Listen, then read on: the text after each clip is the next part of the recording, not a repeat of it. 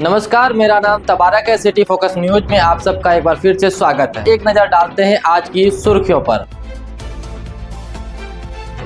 सहरसा खगड़िया के बीच 35 किलोमीटर की कम होगी दूरी। 339 करोड़ की लागत से कोसी नदी पर 40 गुना 60 मीटर बनेगी पुल। बिहार के 1.5 करोड़ लोगों के लिए राशन पर संकट। ई-केवाईसी कराने की लास्ट डेट जारी। महिलाओं के खिलाफ हो रहे साइबर अपराधों की रोकथाम के लिए NCW, भारतीय रेलवे और IT विभाग जल्द ही एक MOU करेंगे साइन। पर्यावरण मंत्रालय में नौकरी पाने का बेहतरीन मौका, बिना लिखित परीक्षा होगा चयन। बिहार में बंद हुए 349 कारखाने, देश की औद्योगिक यूनिट्स में सिर्फ 1.34% भागीदारी, आर्थिक सर्वेक्षण में खुलासा। पर्यावरण मंत्रालय में नौकरी पाने का बेहतरीन मौका, बिना लिखित परीक्षा होगा चयन। बिहार के लोगों के लिए बड़ी खुशखबरी, बिहार में जल्द ही 6,68,000 अभ्यर्थी बनेंगे टीचर। 40,000 से ज्यादा हेडमास्टरों की भी होगी ज्वाइनिंग। बिहार के कई 25 शहरों की बदलेगी सूरत, नीतीश सरकार ने किया मास्टर प्लान। पर्यावरण मंत्रालय में नौकरी पाने का बेहतरीन मौका, बिना लिखित परीक्षा होगा चयन। 2,18,000 पाए सैलरी।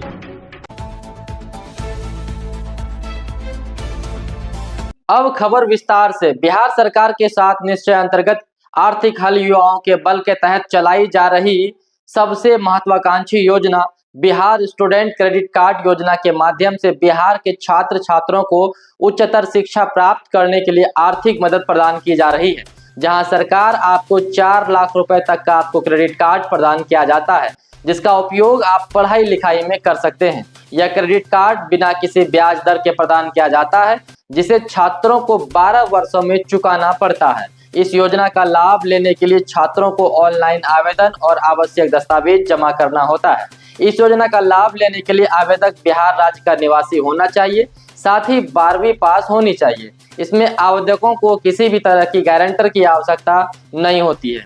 बिहार के सहरसा और खगड़िया जिलों के बीच यात्रा करने वाले लोगों के लिए अच्छी खबर है। जल्द ही कोसी नदी पर एक नया पुल बनकर तैयार होगा, जिससे दोनों जिलों यानी कि सहरसा और खगड़िया के बीच की दूरी 35 किलोमीटर कम हो जाएगी। यह पुल 339 करोड़ की लागत से कोसी नदी पर 40 गुना 65 मीटर पुल बनेगी, जहां तकरीबन 50,000 लोगों को बेहद बेहतर कनेक्टिविटी और बेहतर सुविधाएं मिलेगी, जहां 50,000 प्लस की आबादी के लिए उत्तम स्वास्थ्य, शिक्षा और सरकारी योजनाओं तक सीधी लाभ पहुंच पाएगी। तेजस्वी यादव ने अपने ट्विटर एक्स पर पोस्ट में लिखा है कि 17 महीनों के अल्प कार्यकाल में हमारे द्वारा जातिगत जनगणना के उपरांत दलितों, आदिवासियों और पिछड़ों के लिए बढ़ाए गए 65% आरक्षण को बीजेपी NDA की केंद्र सरकार ने संविधान की 9वीं अनुसूची में नहीं डाला और केस में फंसा दिया। ऐसे में तेजस्वी यादव ने आगे लिखा कि हमारे द्वारा बिहार में दी गई 3,50,000 से अधिक प्रक्रियाधीन नौकरियों में 65% आरक्षण के लागू नहीं होने से अनुसूचित जाति, जनजाति, पिछड़ा, अति पिछड़ा वर्ग के अभ्यर्थियों को 16% आरक्षण का सीधा नुकसान हो रहा है, जिसमें इन वर्गों के 50,000 से अधिक युवाओं को नौकरी से हाथ धोना पड़ा है। ऐसे में हम सबको एकजुट होकर साथ मिलकर आरक्षण चोर बीजेपी NDA की सरकार को सबक सिखाना होगा। तेजस्वी यादव ने मुख्यमंत्री नीतीश कुमार पर निशाना साधते हुए एक बार फिर कहा है कि बिहार में 15 साल पुरानी गाड़ी चलने की अनुमति नहीं है, क्योंकि वो ज्यादा धुआं फेंकती है, प्रदूषण बढ़ाती है, जनता के लिए हानिकारक है। तो फिर NDA की 20 साल पुरानी जोड़ तोड़ पलटा पलटी वाली खटारा सरकार क्यों चलेगी? 20 वर्षों की नीतीश सरकार ने विगत साल में बिहार के हर गली टोला, हर गांव में गरीबी, बेरोजगारी, भ्रष्टाचार, अपराध और पलायन रूपी भयंकर प्रदूषण फैला दिया है। नीतीश भाजपा सरकार ने 20 वर्षों में 2 पीढ़ियों का जीवन कहीं न कहीं बर्बाद कर दिया है। अब यह सरकार बिहार वासियों पर बोझ बन चुकी है। अब इसे बदलना बहुत जरूरी हो चुका है।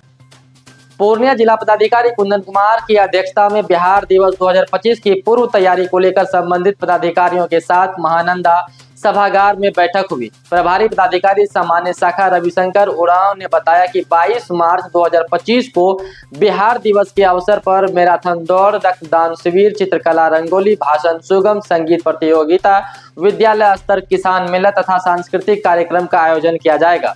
यह कार्यक्रम बिहार दिवस 2025 का आर्ट गैलरी मरंगा में निर्धारित किया जाएगा।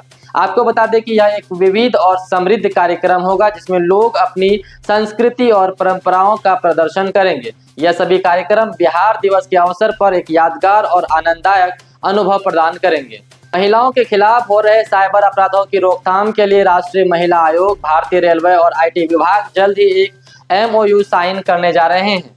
यह समझौता महिलाओं के खिलाफ साइबर अपराधियों की बढ़ती समस्या से निपटने के लिए एक महत्वपूर्ण कदम होगा। राष्ट्रीय महिला आयोग की भूमिका महिलाओं के अधिकारों की रक्षा करना और उनके हितों की रक्षा करना है और उनके खिलाफ कार्रवाई करने के लिए सरकार को कहीं न कहीं सिफारिशें करता है। इस समझौते के अंदर महिलाओं को उनके अधिकारों के बारे में जानकारी दी जाएगी और उन्हें न्याय प्राप्त करने में मदद की जाएगी। साथ ही महिलाओं के खिलाफ साइबर अपराधों की रोकथाम में मदद मिलेगी और महिलाओं को ऑनलाइन सुरक्षित रखने के लिए आवश्यक कदम उठाए जा सकेंगे। बिहार विधानसभा में नीतीश सरकार अपने इस कार्यकाल का अंतिम बजट पेश करेगी। बिहार में इसी साल विधानसभा चुनाव होने हैं, लिहाजा यह कहा जा रहा है कि नीतीश कुमार का यह बजट चुनाव को देखते हुए तैयार किया गया है और इसमें बिहार के विकास से जुड़े कई ऐलान हो सकते हैं। इस बीच विधानसभा में नेता प्रतिपक्ष तेजस्वी यादव ने मांग कर दी है कि सरकार राज्य में मुफ्त बिजली और महिलाओं को 2500 रुपए प्रति माह दिए जाने का ऐलान अपने बजट में करे। दरअसल नेता प्रतिपक्ष तेजस्वी यादव ने अपने ही घोषणाओं को राज्य सरकार के पाले में डाल दिया और आगामी बिहार बजट में उन्हें शामिल किए जाने की मांग रख दी है। उन्होंने कहा कि बिहार बजट में महिलाओं के खाते में 2500 रुपए, 200 यूनिट बिजली फ्री, सामाजिक सुरक्षा योजना के तहत 1500 रुपए पेंशन, गैस सिलेंडर 500 रुपया किए जाने का ऐलान किया जाए। एयरफोर्स में अपने बच्चों को बनाना है ऑफिसर तो यहाँ दिलाएं दाखिला, ऐसे पाएं एडमिशन। ग्रेजुएट होने के बाद अक्सर लोगों को चिंता होने लगती है कि कहाँ दाखिला लिया जाए जहां से भविष्य में 4 चांद लग जाए। ऐसे ही चिंता पेरेंट्स को भी होती है कि अपने बच्चों को ऐसे कॉलेज में दाखिला दिलाएं जहां नौकरी मिलने की लगभग गारंटी हो जाए। अगर आप भी ऐसे कॉलेज को सर्च कर रहे हैं तो यह आपके लिए अच्छा हो सकता है। एक बार जिस किसी का भी यहाँ दाखिला हो जाता है तो वह इंडियन एयरफोर्स में अधिकारी बन जाते हैं। हम जिस कॉलेज की बात कर रहे हैं उसका नाम एयरफोर्स एडमिनिस्ट्रेटिव कॉलेज AFAC है। एयरफोर्स एडमिनिस्ट्रेटिव कॉलेज AFAC भारतीय वायुसेना के सबसे पुराने ट्रेनिंग संस्थानों में से एक है। इसकी स्थापना वर्ष 1943 में पुणे में इनिशियल ट्रेनिंग विंग के रूप में हुई थी। बाद में 11 जुलाई 1946 को इसे रेड फील्ड कोयम्बटूर में ट्रांसफर कर दिया था। इस स्थान का चुनाव wing commander S Mukherjee OBE, जो बाद में भारतीय वायुसेना प्रमुख बने, ने किया था। इस कॉलेज के लिए भूमि कोयम्बटूर के प्रमुख बिजनेसमैन कैवेलियर जी के देवराज उल्लू ने दान में की थी। AFAC में स्थित फैकल्टी ऑफ मेट्रोलॉजी भारतीय विश्वविद्यालय कोयम्बटूर से एफिलिएटेड है। यह संस्थान मेट्रोलॉजी में पोस्ट ग्रेजुएट डिप्लोमा, MPhil और PhD प्रोग्राम प्रदान करता है। इसके जरिए वायुसेना अधिकारियों को एडवांस टीचिंग एंड रिसर्च के अवसर मिलते हैं। बिहार से एक बेहद ही हैरान कर देने वाली खबर सामने आई है जिसे जानकर बिहार वासियों को कहीं न कहीं तगड़ा झटका लगेगा। जी हां, बिहार की एक ऐसी सरकारी रिपोर्ट में चौंकाने वाला खुलासा हुआ जिसमें बताया गया कि बिहार के इन जिलों में गंगा का पानी नहाने लायक नहीं है। यह खुलासा राज्य पॉल्यूशन कंट्रोल बोर्ड BSCPCB की ओर से बिहार के ज्यादातर गंगा घाटों के जाल की शुद्धता को लेकर जारी रिपोर्ट में किया गया है। आइए जानते हैं पूरा मामला। दरअसल बिहार इकोनॉमी सर्वे 2024-25 में यह जानकारी देते हुए कहा गया है कि प्रति यूनिट गंगा जल में बैक्टीरिया की अधिक संख्या, high value of bacterial pollution की मौजूदगी के कारण अधिकारियों ने बताया कि बिहार राज्य प्रदूषण नियंत्रण बोर्ड BSPCB हर पखवाड़े राज्य में 34 स्थानों पर गंगा के पानी की गुणवत्ता की निगरानी करता है। पर्यावरण, वन और जलवायु परिवर्तन मंत्रालय में साइंटिस्ट बनने की ख्वाहिश रखने वाले उम्मीदवारों के लिए बढ़िया मौका है। जिस किसी भी उम्मीदवार के पास इन पदों से संबंधित योग्यता है वे मंत्रालय की आधिकारिक वेबसाइट moef.gov gov.in पर जाकर आवेदन कर सकते हैं। इसके लिए एनवायरनमेंट मिनिस्ट्री ने साइंटिस्ट के पदों के लिए वैकेंसी निकाली है। इन पदों के लिए आवेदन प्रक्रिया शुरू हो गई है। एनवायरनमेंट मिनिस्ट्री के इन भर्ती के माध्यम से कुल 45 पदों पर बहाली की जाएगी। अगर आप भी इन पदों के लिए अप्लाई करने की सोच रहे हैं तो 30 मार्च या उससे पहले आवेदन कर सकते हैं। पद का जो रिक्वायरमेंट है वो हम आपको बता दें। साइंटिस्ट बी 4 पद है, साइंटिस्ट सी 22 पद है, साइंटिस्ट डी 18 पद है, साइंटिस्ट जी जो डायरेक्टर है वो 1 पद है।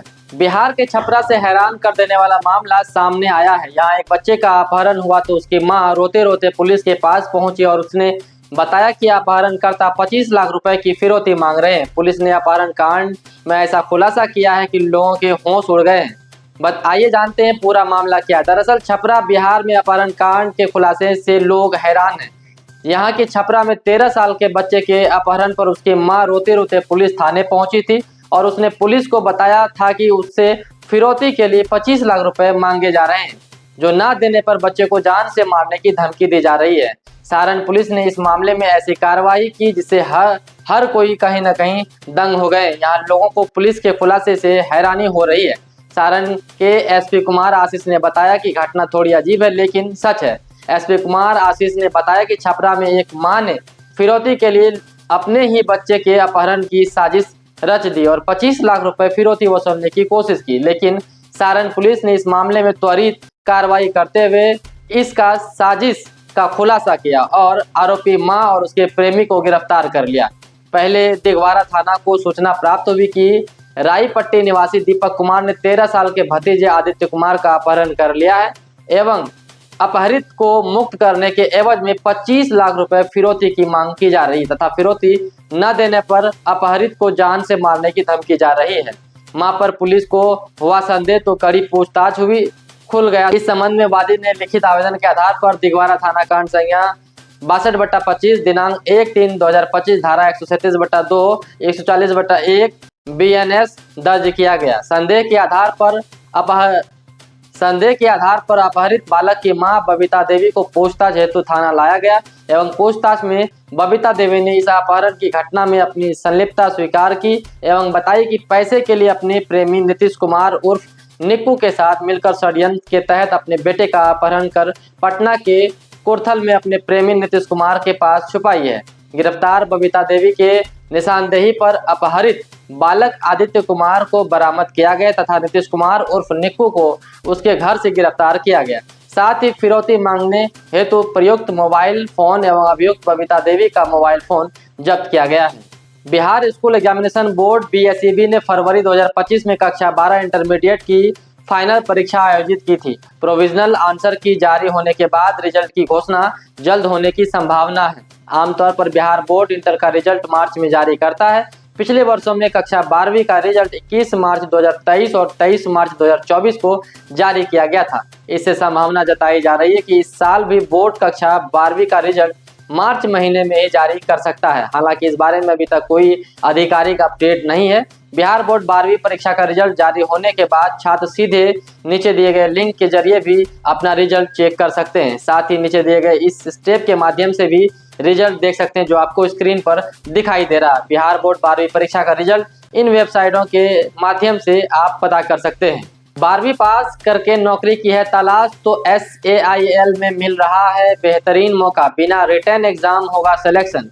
अगर आप कक्षा 12वीं पास हैं और सरकारी नौकरी की तलाश में इधर उधर भटक रहे हैं तो आपके लिए बढ़िया मौका है। Steel authority of India limited SAIL M&HS विभाग के तहत ऑक्यूपेशनल हेल्थ सेंटर OHS और CFP डिस्पेंसरी में ड्रेसर कंपाउंडर पुरुष महिला और नर्स पुरुष महिला पदों के लिए भर्तियां निकाली है। इन पदों के लिए जो कोई भी उम्मीदवार आवेदन करने के इच्छुक हैं वे सेल की आधिकारिक वेबसाइट sail.co.in पर जाकर अप्लाई कर सकते हैं। सेल के इन पदों के लिए आवेदन प्रक्रिया शुरू हो गई है। इस भर्ती के माध्यम से कुल 6 पदों पर बहाली की जाने वाली है। अगर आप भी इन पदों के लिए आवेदन करने की सोच रहे हैं तो 7 मार्च से पहले बिना देर किए फटाफट अप्लाई कर दें। अगर आप भी यहाँ अप्लाई करने की सोच रहे हैं तो ऐसे में SAIL के इस भर्ती के लिए जो कोई भी आवेदन करने की सोच रहे हैं उन उम्मीदवारों की अधिकतम आयु सीमा 30 वर्ष की आरक्षित वर्गों को आयु निम्नलिखित छूट है। अन्य पिछड़ा वर्ग ओबीसी एनसीएल 3 वर्ष, अनुसूचित जाति जनजाति SC ST 5 वर्ष। एम्स की टक्कर है ये मेडिकल कॉलेज, मिल गया एडमिशन तो सिर्फ 43,000 रुपये में हो जाएगा MBBS। 10वीं 12वीं से ही तमाम स्टूडेंट डॉक्टर बनने का सपना देखने लगते हैं। सबका ख्वाब MBBS डॉक्टर बनने का होता है। देश के तमाम मेडिकल कॉलेज में एडमिशन के लिए हर साल नेशनल टेस्टिंग एजेंसी NTA की ओर से नीट कराई जाती है, जिसमें लाखों की संख्या में उम्मीदवार बैठते हैं। पिछले साल ये नीट 2024 परीक्षा में कुल 24,06,079 उम्मीदवारों ने रजिस्ट्रेशन कराया था। इनमें से 23,33,297 ने नीट की परीक्षा दी थी। ऐसे में हर कोई चाहता है कि उसे अच्छा कॉलेज मिल जाए। सबकी चाहत होती है कि NIRF रैंकिंग में नंबर 1 एम्स जैसे मेडिकल कॉलेज में एडमिशन मिल जाए, जिससे कम से कम पैसों में MBBS हो जाए। आज हम आपको एक ऐसे ही मेडिकल कॉलेज के बारे में बताने जा रहे हैं जो एम्स की टक्कर का है और कई बार टॉपर एम्स छोड़कर यहाँ एडमिशन ले लेते हैं। यहाँ की फीस भी काफी कम है। इस मेडिकल कॉलेज का नाम Jawaharlal institute of post graduate medical education and research centre है, जो कि पांडिचेरी में है। इस कॉलेज में गिनती भारत के प्रमुख मेडिकल कॉलेज में से की जाती है। NIRF रैंकिंग में यह कॉलेज देश भर में 5वें स्थान पर आता है। भारतीय रेलवे सिग्नलिंग के काम के चलते कई ट्रेनों का रूट बदला है, यानी ये सोमवार से निर्धारित रूट से नहीं चलेगी। यात्रियों की सुविधाएं के लिए रेलवे ने बदला हुआ शेड्यूल जारी किया है। ट्रेनों के ऑपरेशन को बेहतर करने के लिए बिहार के समस्तीपुर डिवीजन में नाजिरगंज, दलसिंह राय, साठा, जगत, बछवाड़ा सेक्शन में ऑटोमेटिक ब्लॉक सिग्नलिंग का काम किया जा रहा है। पूरी तरह से ऑटोमेटिक ब्लॉक सिग्नलिंग होने के बाद ट्रेनों का ऑक्यूपेंसी रेट में सुधार होगा। ये ट्रेनें बदले हुए रूट से चलेंगी। ग्वालियर से 3 मार्च से चलने वाली 111-23 ग्वालियर बरौनी एक्सप्रेस निर्धारित मार्ग हाजीपुर, मुजफ्फरपुर, समस्तीपुर, बरौनी के स्थान पर परिवर्तित मार्ग हाजीपुर, शाहपुर, पटौरी, बरौनी के रास्ते चलाई जाएगी। अमृतसर से 3 एवं 4 मार्च को चलने वाली 15,708 अमृतसर कटिहार एक्सप्रेस निर्धारित समय मार्ग समस्तीपुर, बरौनी, खगड़िया के साथ यह परिवर्तित मार्ग समस्तीपुर, सिंघिया घाट, खगड़िया के रास्ते चलाई जाएगी। बरौनी से 4 मार्च को चलने वाली 15-23-1 बरौनी गांगिया एक्सप्रेस निर्धारित मार्च बरौनी, समस्तीपुर, मुजफ्फरपुर, हाजीपुर के स्थान पर परिवर्तित मार्ग बरौनी, शाहपुर, पटौरी, हाजीपुर के रास्ते चलाई जाएगी। डिब्रूगढ़ से 4 मार्च को चलने वाली 15-909 डिब्रूगढ़ लालगढ़ एक्सप्रेस निर्धारित मार्ग खगड़िया, बरौनी, समस्तीपुर के स्थान पर परिवर्तित मार्ग खगड़िया, सिंघिया घाट, समस्तीपुर के रास्ते चलाई जाएगी।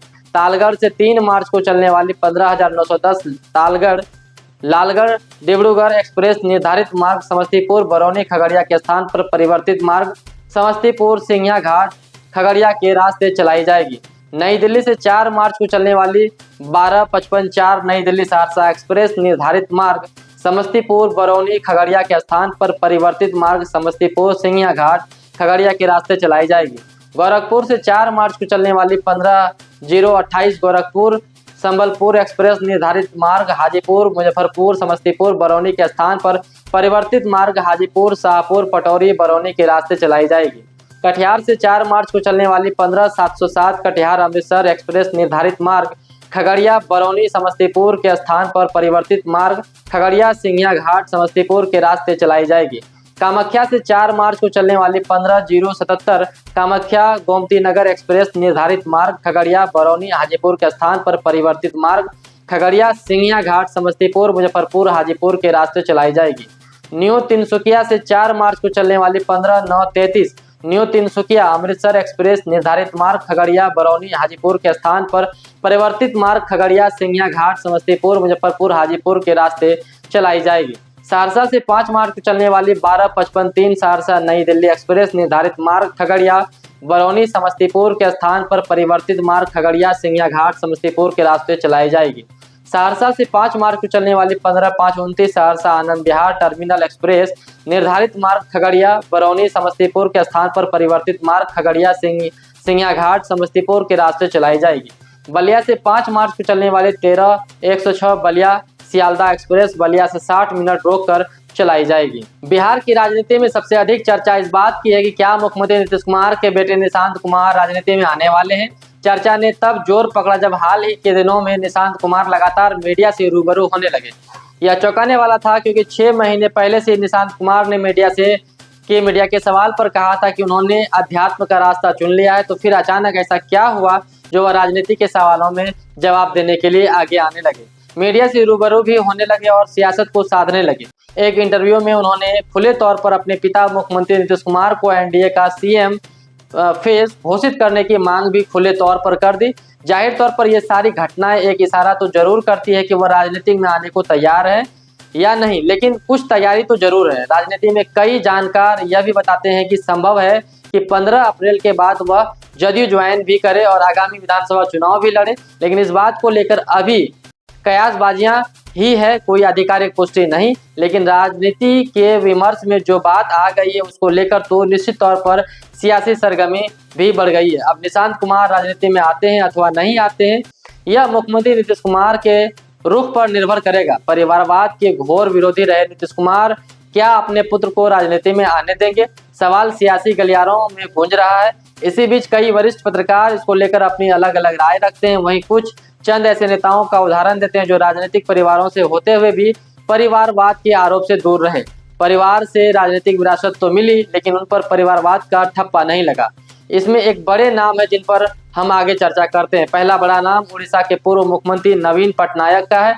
दरअसल नवीन पटनायक की राजनीति में एंट्री तब हुई जब उनके पिता ने राजनीति छोड़ दी। वरिष्ठ पत्रकार अशोक कुमार शर्मा कहते हैं कि बिजू पटनायक के देहांत के बाद नवीन पटनायक ने राजनीति ज्वाइन की और सुचिता की राजनीति के नए मापदंड स्थापित किए। वह परिवार की विरासत तो आ गए, लेकिन उन पर कभी भी परिवारवाद का ठप्पा नहीं लगा। यहाँ तक कि वह नवीन पटनायक राजनीति रहे, लेकिन अपने आगे के जनरेशन को उन्होंने राजनीति से दूर ही रखा। अब जब मुख्यमंत्री नहीं है तो उनकी राजनीतिक विरासत को आगे बढ़ाने वाला उनके परिवार से फिलहाल कोई आगे नहीं आया है। ऐसे में लोग उनको उसी दृष्टि से सम्मान भी देते हैं। इसी प्रकार एक दूसरा उदाहरण अजीत सिंह का है, जिन्होंने पिता चरण सिंह के मृत्यु शैया पर होने के समय राजनीति ज्वाइन की थी, पर उन पर भी कई परिवारवाद का ठप्पा नहीं लगा क्योंकि उनके पिता राजनीति के नेपथ्य में चले गए थे। अजीत सिंह ने अपनी राजनीतिक जमीन की मजबूत करने के लिए धरातल पर संघर्ष किया। पिता की लेगेसी रही तो सही है, लेकिन अपना वजूद भी बनाया। इसके साथ ही और भी नेता पुत्र जो इसी तरह की राजनीतिक विरासत को आगे बढ़ा रहे हैं, जिन पर परिवारवाद का ठप्पा उस रूप में नहीं लगा जिस रूप में राहुल गांधी, तेजस्वी यादव या अखिलेश यादव जैसे नेताओं पर लगता है।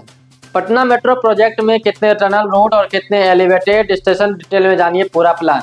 बिहार की राजधानी पटना में मेट्रो ट्रेन का परिचालन इस वर्ष अगस्त से शुरू होने की उम्मीद की जा रही है।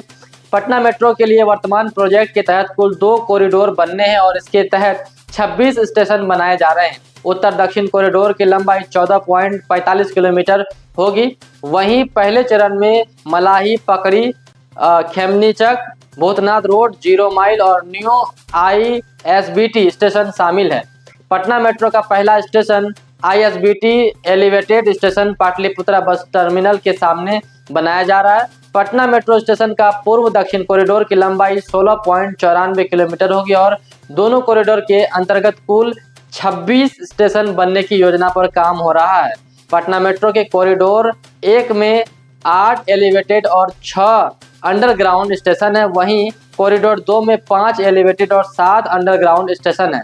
पटना मेट्रो के उत्तर दक्षिण गलियारे में 12 स्टेशन होंगे। यह line Patna junction railway station से शुरू होकर न्यू ISBT पर खत्म होगी। मलाही, पकड़ी, खेमनीचक, भूतनाथ, 0 माइल और न्यू ISBT स्टेशन प्रमुख हैं। पटना मेट्रो का प्रायोरिटी कॉरिडोर कंकड़बाग के मलाही, पकड़ी से न्यू ISBT तक बनाया जा रहा है। इस कॉरिडोर में कुल 11 स्टेशन होंगे, जिसमें से 5 एलिवेटेड और 6 भूमिगत यानी टनल रोड के स्टेशन होंगे। वहीं पूर्व पश्चिम कॉरिडोर में दानापुर, सगुना मोड़, RPS मोड़, पाटलिपुत्रा, मीठापुर, रामकृष्ण नगर, जगनपुर जैसे प्रमुख स्टेशन हैं। बता दें कि मेट्रो के पूर्व पश्चिम गलियारा में 14 स्टेशन का निर्माण किया जाना है। इसी कॉरिडोर में पटना चिड़ियाघर स्टेशन का निर्माण प्रस्तावित है। 9.35 किलोमीटर में बन रहा है टनल रूट। पटना जंक्शन और चिड़ियाघर सहित 14 स्टेशनों का निर्माण 3,63,060 करोड़ में होना है। मीठापुर रैम्प से विकास भवन और विकास भवन से रुकुनपुरा रैम्प तक यह दूरी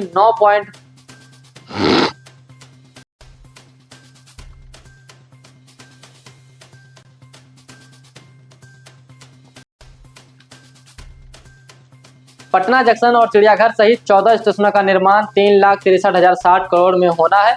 मीठापुर रैम्प से विकास भवन और विकास भवन से रुकनापुर रैम्प तक यह दूरी 9.35 किलोमीटर में टनल में बनना है। इसके पहले भाग में रुकनापुर, राजा बाजार और चिड़ियाघर स्टेशन बनेगा। पाटलिपुत्र एलिवेटेड स्टेशन के बाद रुकनापुर रैम्प के विकास भवन तक टनल का निर्माण होगा। इसके निर्माण पर 1377 करोड़ रुपए खर्च होंगे।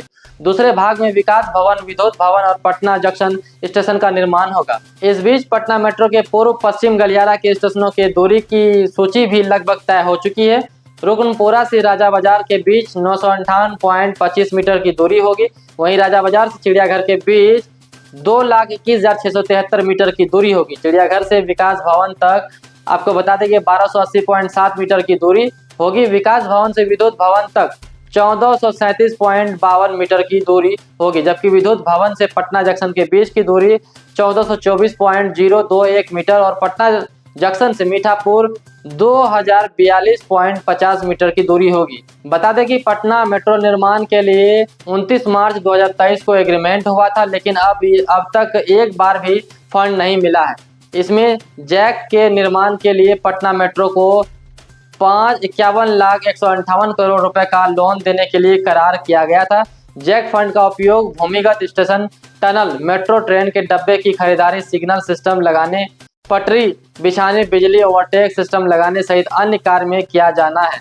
जैक फंड से अब तक 2 चरणों में निविदा जारी की गई है।